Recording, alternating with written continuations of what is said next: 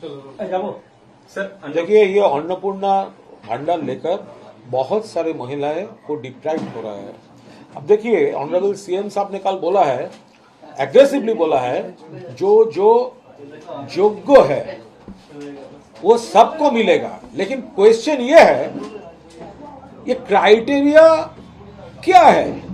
और आज आप बोल रहे हैं जो जो योग्य है, एलिजिबल है, तो इलेक्शन के पहले आपने क्यों नहीं बोला था कंडीशंस एप्लीकेबल? इलेक्शन के पहले आप लोग बोले थे जो जो लक्ष्मी भंडार जिसको मिल रहा है वो दुगना हो जाएगा, 3000 हो जाएगा। तो ये तो कंफ्यूज्ड हो गया, बहुत सारे लोग इसमें आकर तो वोट दे दिया। लेकिन वोट का बाद आप बोल रहा है कंडीशंस एप्लीकेबल। जो मां बहने वो पूरा मिलता था सबको नहीं मिलेगा, क्राइटेरिया होगा। ये क्राइटेरिया क्या होगा? और सबसे बड़ा बात यह है, अगर क्राइटेरिया होगा तो वो गवर्नमेंट का राइट है। लेकिन आप लोग इलेक्शन के पहले यूं क्यों नहीं बताया था? योग्यों को सब योग्य जो है एलिजिबल है उनको मिलेगा। अरे ये एलिजिबल कौन है? अब किसको डिलीट कर रहे हैं, किसको बात दे रहे हैं? और सबको नहीं मिलेगा, ओनली एलिजिबल को मिलेगा। और कौन कौन एलिजिबल है, इसका क्राइटेरिया क्या है, ये इलेक्शन का पहले तो बताना चाहिए था। वोट देने से पहले वो महिलाओं को तो ये डिसीजन लेने का राइट होना चाहिए था। ये है लक्ष्मी भंडार हम मिल रहे हैं और ये है अन्नपूर्णा, सबको नहीं मिलेगा। अगर ये क्राइटेरिया है तो मिलेगा। तो ये क्लियर करके बात करना चाहिए। आप लोग कन्फ्यूज किया महिलाओं के साथ, ये पॉलिटिकल चीटिंग हो गया। साथ में यह भी कहा कि बंगाल में रहना है तो वंदे मातरम गाना पड़ेगा। देखिए, ये तो पूरा देश का गाना है। ये सब भूल भाल नैरेटिव तैयार कर रहे हैं। वंदे मातरम हमारा सांसों में है। हम लोग जब कोई स्पीच खत्म करते हैं तो जय हिंद वंदे मातरम बोल के स्पीच खत्म करते हैं, आज से नहीं, बहुत दिन से। और कौन लोग बता रहा है वंदे मातरम का? जिस टाइम फ्रीडम फाइट चल रहा था, जिस टाइम वंदे मातरम बोल के हमारा फ्रीडम फाइटर्स वो लोग फांसी का मंच पे चला जाता था ब्रिटिश का, उस टाइम में जिस लोग वो मुचलेखा देकर जेल से बाहर निकाला वो ब्रिटिश का, जो हम लोग फ्रीडम फाइट में नहीं रहेंगे, छोड़ दीजिए, उसका भावधारा का सब आदमी से हम लोगों का ये सीखना पड़ेगा, वंदे मातरम। जादवपुर यूनिवर्सिटी में जो हिंसा हुई उसको लेकर के कहा कि वो देशद्रोहियों का अड्डा है, आने वाला समय में ये सीएम को देखिए, जादवपुर यूनिवर्सिटी अंदर में बाहर में नेशनलिज्म होना चाहिए, ये चीफ मिनिस्टर बताया है, हम लोग भी सहमत है। लेकिन जादवपुर यूनिवर्सिटी का अंदर में नेशनलिज्म नहीं है, ये आपको कौन बताया?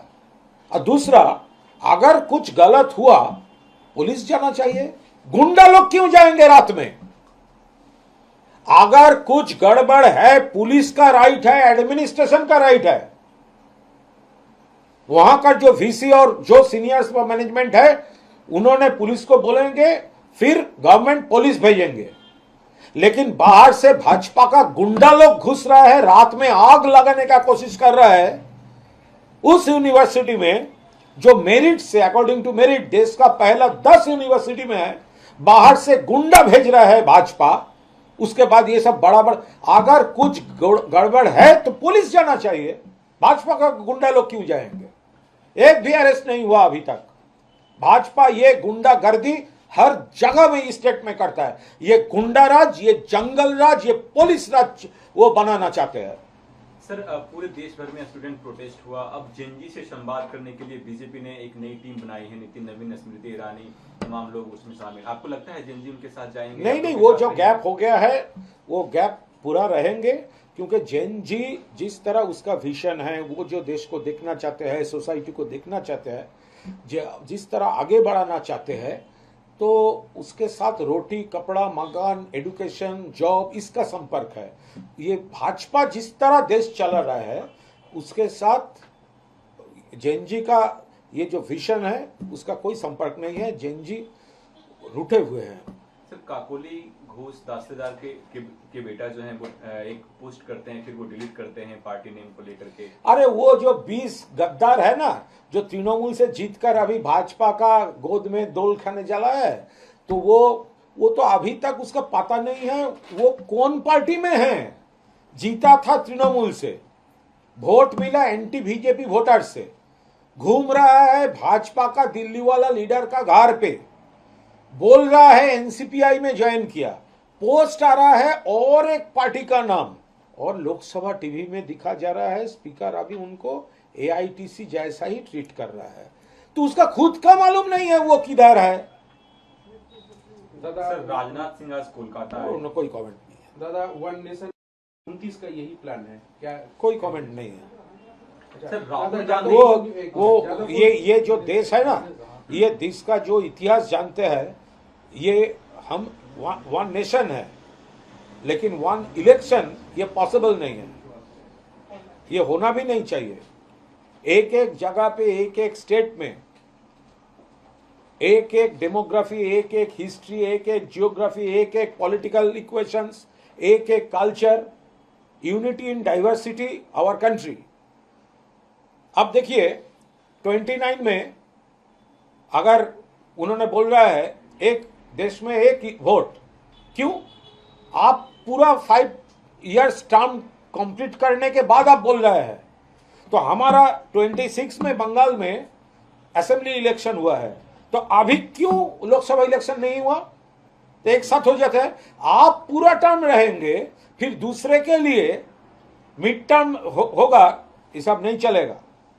दादा, जादवपुर की जो विधायिका है उन्होंने सीधा सीधा कहा है कि एबीवीपी से उनका कोई संबंध नहीं है। अरे वो तो घंटे में स्टेटमेंट बदल रहा है।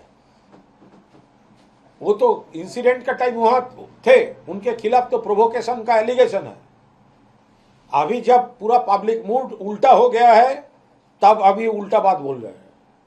उसको तो ये भी मालूम नहीं है ये वो Jadavpur university is not situated under Jadavpur Assembly constituency.